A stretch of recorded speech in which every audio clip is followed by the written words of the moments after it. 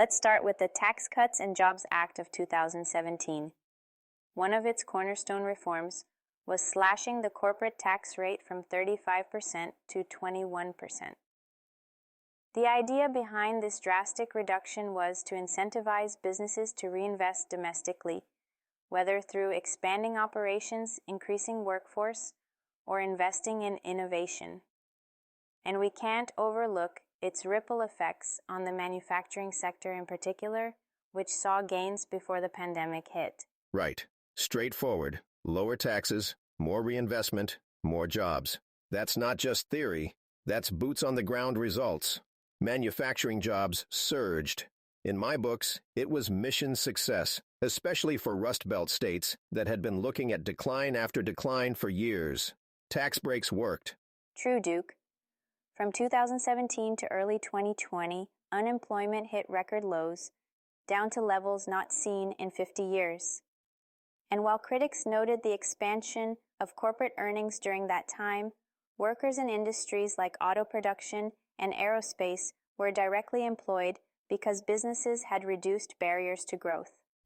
It's a layered success story. It's a patriotic story, May. Let's call it what it is. Under MAGA, the focus was laser sharp, spurring pride in making products here in America. And the tax cuts weren't just for big corporations. Small businesses and even family-owned operations benefited big time. Exactly. Take, for example, small manufacturing firms in the Midwest. Many adapted to the lower tax burdens, channeling savings into hiring more workers and upgrading equipment. I read about one community business, a textile manufacturer, that managed to double its production capacity within just 2 years. These success stories illustrate the practical outcomes of policies designed to empower domestic production. That's MAGA in action right there. Empowering communities, putting money back into hard-working Americans' pockets. You know, scrapping red tape and slashing taxes. Those are tools for revival. The critics may cry deficit this or that, but let's not forget, growth conquers all. It's worth noting that while the Tax Cuts and Jobs Act gave rise to economic vitality pre-pandemic, it's not without controversy. Economists have debated whether the larger deficit is a justifiable trade-off for boosting private investments, but undeniably, the manufacturing sector and the workers who form its backbone experienced meaningful gains. And look, we could break down the numbers all day, May, but at the end of the day, results speak louder than theory. Those jobs weren't just stats. They were families lifted up. Lower taxes put the power back in the hands of American businesses and workers. Period. And while we reflect on the TCJA's influence, it naturally connects to trade policy shifts. Speaking of which, next, we'll dive into how the transition from NAFTA to the USMCA transformed North American economic strategies and supply chains. As we consider the economic impact of policy shifts, it's a natural progression to look at the transition from NAFTA to the USMCA, United States-Mexico-Canada Agreement. This significant shift brought tighter rules on auto production, higher labor standards, and provisions aimed at creating a more balanced trade environment across North America.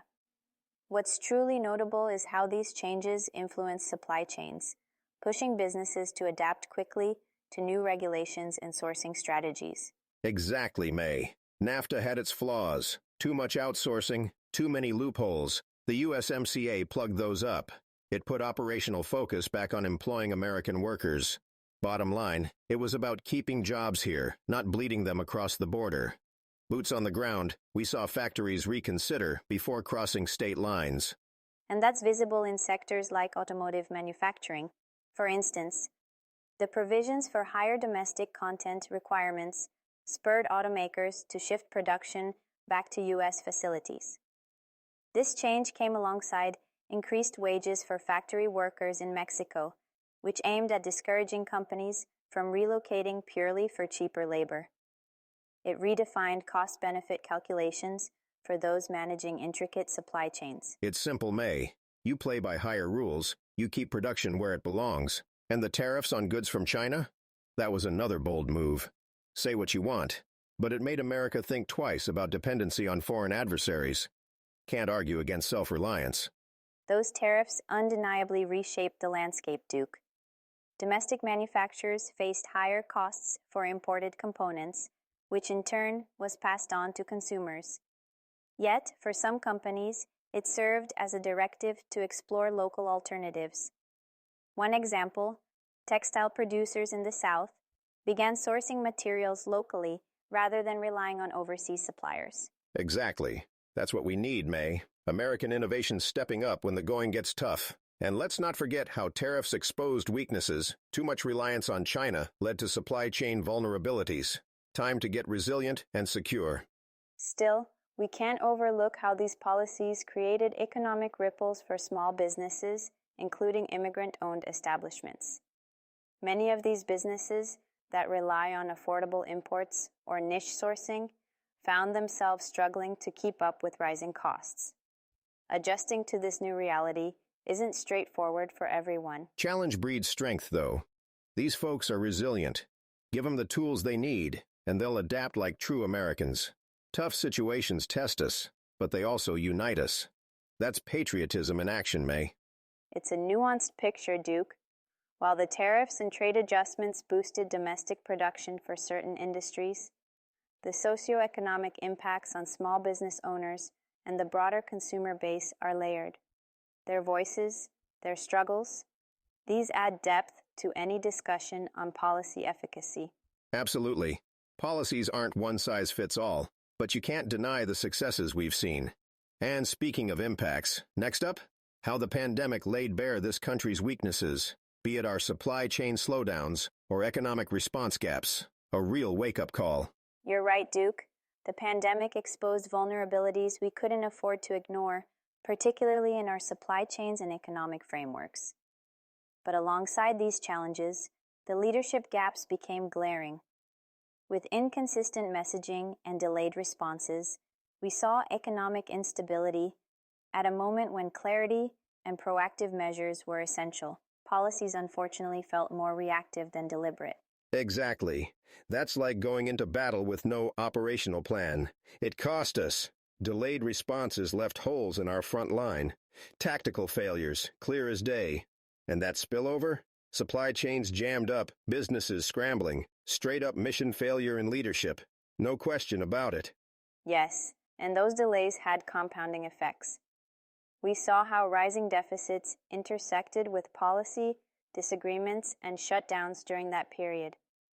The federal budget, already under strain from previous tax reforms and trade disputes, took additional hits from crisis mismanagement. This added immense pressure to federal and local responses. And because of that, May, families were left hanging. From small business closures to skyrocketing unemployment, the fallout showed what happens when the government doesn't react fast enough. We needed decisive moves, but instead, we got sluggish bureaucracy. Absolutely. And let's not forget the ripple effects even after the immediate crisis. Mounting deficits, a direct legacy of decisions made over the years, restricted our ability to deploy fiscal relief measures effectively. It's a reminder of how vital steady, long-term planning is for economic resilience. You said it. Resilience comes from readiness. You can't win a fight if you're caught off guard every single time. If the leadership had acted with urgency from the get-go, things might have looked a lot different. That readiness applies to more than just policy. With trade slowdowns and rising costs, the cracks in our supply chain became glaringly visible. It underscored the importance of securing domestic production and diversifying our sourcing strategies. And now the question is, have we learned enough from those lessons? We better have, May, because the next challenge is always around the corner. If this country's leadership doesn't adapt faster, like now, it's the American people who catch the fallout. Period. And perhaps that's the takeaway, Duke. Resilience isn't just about recovery. It's about adaptability, investment in infrastructure, and fostering trust between policymakers and citizens. While the pandemic exposed those weaknesses, it also gave us a roadmap to build a more robust economic framework. Damn straight. Lessons learned the hard way, but still lessons. Now it's on leadership to execute. And folks, We all need to stay sharp, keep questioning, keep holding them accountable. That accountability begins with starting conversations like these. Thank you all for joining us as we unpacked these vital challenges and policies shaping our lives. Duke, it's been a fiery yet fascinating discussion as always. Wouldn't have it any other way, May. Thanks, listeners, for sticking with us. Till next mission, stay ready and stay informed. Take care. Goodbye, everyone, and take care. Let's work towards a more resilient tomorrow.